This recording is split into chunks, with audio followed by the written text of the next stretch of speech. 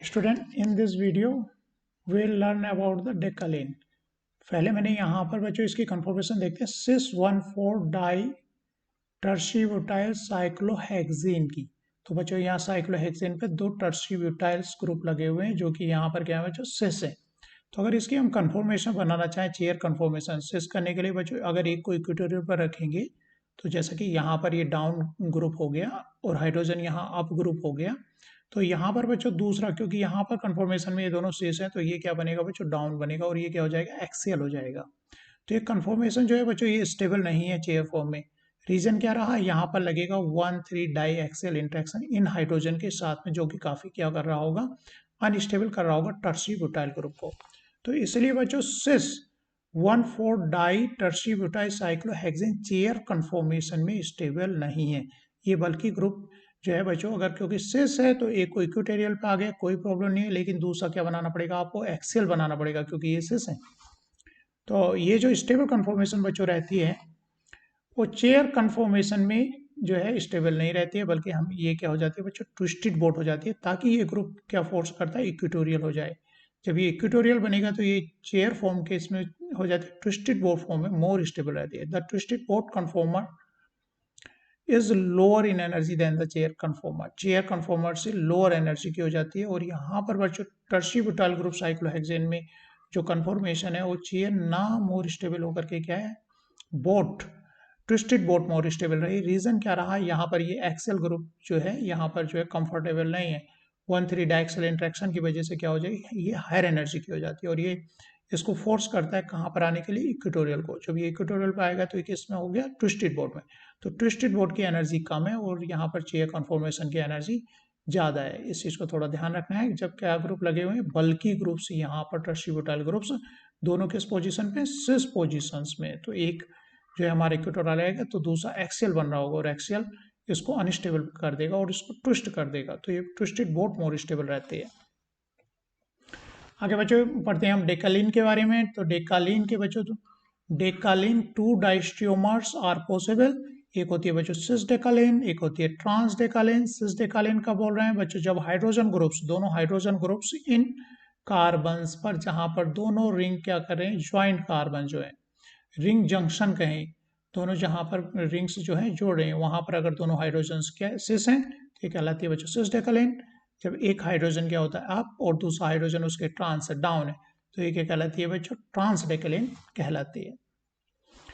तो ये ट्रांस डेकालीन की जो कंफर्मेशन है चेयर कंफर्मेशन बच्चों इस तरह से बनाई जाती है। दोनों शेष हैं हाइड्रोजन एक चेयर फॉर्म बनाई रिंग की।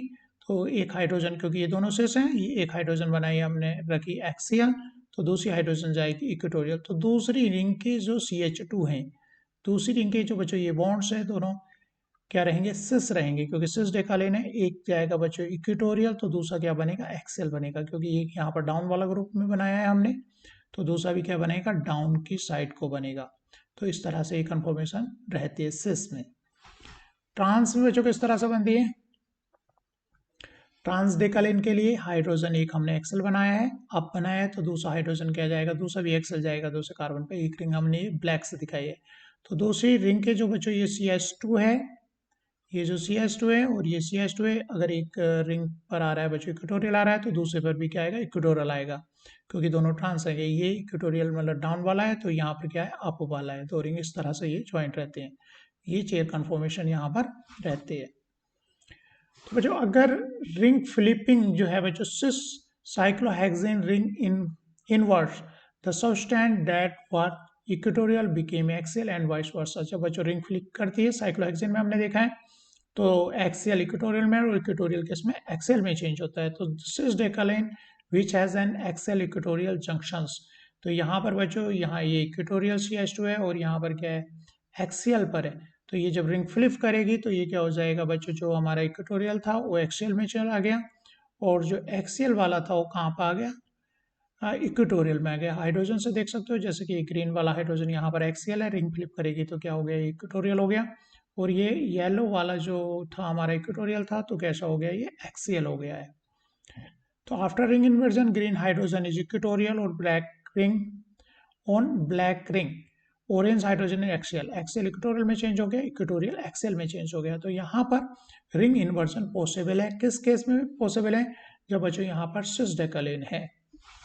ट्रांस डेकेलिन में क्या है पॉसिबल होगा, उसको देखते हैं बच्चों। जैसा कि हमने देखा एक्सेल इक्वेटोरियल में, इक्वेटोरियल एक्सेल में चेंज हो जाता है। अगर ब्लैक रिंग फ्लिप करेगी, ये इसका जो कार्बन है अप जाएगा, जैसे कि यहाँ पर आया, तो ये जो इक्वेटोरियल ग्रुप्स हैं, इक्वेटोरियल और यहाँ पर ये इक्वेटोरियल, तो ये क्या बनेंगे, एक्सियल में जाएंगे, क्योंकि एक्सियल इक्वेटोरियल में रिंग फ्लिप करती है, जैसे कि आप जानते होंगे, और इक्वेटोरियल एक्सेल में। तो ये दोनों CH2 यहाँ पर कहाँ है, इस रिंग के रेस्पेक्ट में कहाँ पर है, इक्वेटोरियल पोजीशंस पर ये दोनों CH2। तो दोनों CH2 कहाँ पर जाएंगे, एक्सियल। तो ये पॉसिबल नहीं है, दूसरी रिंग में काफ़ी स्ट्रेन हो जाएगा अगर ये एक्सियल ही हम इसको ज्वाइन करें। तो impossible to join with two axial position into 6 member ring. तो ऐसे रिंग फ्लिपिंग इसमें नहीं हुई थी। अगर जो ट्रांस डेकेलिन है उसमें रिंग फ्लिपिंग बच्चों पॉसिबल नहीं है। रीजनिंग क्या रही, दूसरी रिंग किस में जाएगी, एक्सेल ज्वाइंट होगी, जो भी उसमें रिंग के अंदर क्या हो जाएगा, काफी बड़ा स्ट्रेन आएगा। और trans decalin to invert the junction would have to became axial, तो उसको क्या बनना होगा, एक्सियल बनना होगा। And it is not possible to link the axial position to form 6 member ring. और ये पॉसिबल नहीं है 6 मेंबर रिंग के लिए कि इनको एक्सियल हम ज्वाइंट कर सके। 6 डेकेलिन, जबकि 6 डेकेलिन में हमने देखा on the other hand ring invert easily, जबकि ट्रांस डेकेलिन में हमने देखा बच्चों रिंग फ्लिप नहीं करती है।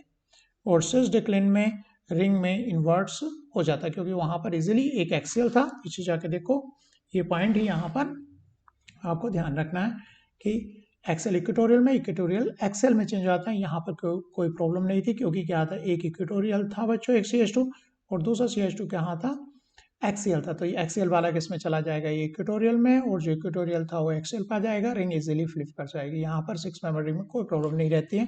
इसलिए बच्चों 6 डेकेलिन जो है रिंग इन्वर्जन उसमें होता रहता है। इस फॉर्म से ये इस कन्फॉर्मेशन से इस कन्फॉर्मेशन में चेंज होती रहेगी। जबकि ट्रांस डेकेलिन के अंदर हम क्या कह रहे हैं, रिंग इन्वर्जन पॉसिबल नहीं है। उसका रीजन क्या कह रहे हैं हम, कि दोनों इक्वेटोरियल जो ग्रुप्स हैं वो रिंग इन्वर्ट होगी तो क्या एक्सेल पे जाएंगे, और 6 मेंबर रिंग के लिए वो पॉसिबल नहीं है।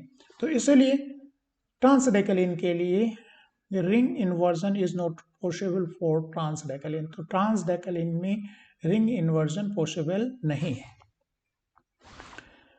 बच्चों यहाँ बात करने वाले हैं हम स्टेबिलिटी की। ट्रांस डेकेलिन क्या है, more stable than cis decalin. Trans decalin क्या है, important point, trans decalin is more stable है, ट्रांस डेकेलिन मोर स्टेबल है। रीजन क्या कह रहे हैं हम, since all carbon are equatorial, उसमें सारे कार्बन इक्वेटोरियल में रह रहे हैं। यहाँ पर देखें इस रिंग के रेस्पेक्ट में, यहाँ देखें ये CH2 और ये CH2 कहाँ पर है, इक्वेटोरियल पोजिशन पर है। तो ट्रांस डेकेलिन क्या है बच्चों, मोर स्टेबल है, ट्रांस डेकेलिन मोर स्टेबल है। जबकि यहाँ पर देखें तो यहाँ पर बच्चों एक ग्रुप क्या हो जाता है, एक्सियल हो जाता है, तो ये इतना स्टेबल नहीं है। तो कंपैरिजन में trans decalin is more stable than cis decalin. Reason क्या है बच्चों, सिस डेकेलिन, ट्रांस डेकेलिन क्यों मोर स्टेबल है, सिस डेकेलिन क्यों अनस्टेबल है, उसके रीजनिंग है बच्चों, इसके अंदर होती है गोज कन्फॉर्मेशन। जब इसकी गोज कन्फॉर्मेशन बनाई जाए, जब इसका बच्चों न्यूमैन बना जाए 9-8 बॉन्ड के रेस्पेक्ट में, तो यहाँ पर ये वाला 7-8 बॉन्ड, 7-8 बॉन्ड जो है हम यहाँ पर न्यूमैन बना रहे हैं बच्चों 9-8 का, तो यहाँ पर न्यूमैन बनता है तो गोज कन्फॉर्मेशन बनती है। इसी तरह 9-10 इस बॉन्ड को लेकर के अगर इसका न्यूमैन बनाया जाए तो यहाँ पर भी एक गोज कन्फॉर्मेशन है। तो और 4-10 को लेकर के अगर बनाया जाए तब भी हमारा जो है गोज कन्फॉर्मेशन इसमें रहती है। गोज कन्फॉर्मेशन क्या होती है उसको मैं अगली स्लाइड में बताने वाला हूँ, लेकिन यहाँ पर इस तरह से 3 गोज कन्फॉर्मेशन इसमें है। और उस दूसरा फैक्टर क्या है बच्चों, ये जो हाइड्रोजन्स हैं ये आपस में काफ़ी क्लोज आ जाते हैं और स्टैरिक करते हैं। इससे इन हाइड्रोजन के स्टैरिक की वजह से भी जो है हमारी सिस डेकेलिन लेस स्टेबल है। ये डेकेलिन कौन सी बनाई कन्फॉर्मेशन, सिस डेकेलिन। तो सिस डेकेलिन इसलिए बच्चों क्या है, अनस्टेबल है, क्योंकि उसके अंदर कुछ एक्स्ट्रा गोज कन्फॉर्मेशन होती है। तो बच्चों गोज कन्फॉर्मेशन को देख लेते हैं हम एन ब्यूटेन की बच्चों न्यूमैन से। तो यहाँ पर जो CH3 बच्चों, यहाँ पर इन CH3 का एंगल 0 है, तो ये इक्लिप्स है क्योंकि बॉन्ड आमने सामने है। लेकिन स्टैगर्ड में बच्चों 2 स्टैगर्ड कन्फॉर्मेशन पॉसिबल है।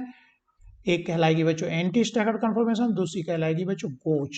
गोज किसको बोलते हैं, जब CH3 आपस में पास हो, 60 डिग्री का एंगल है।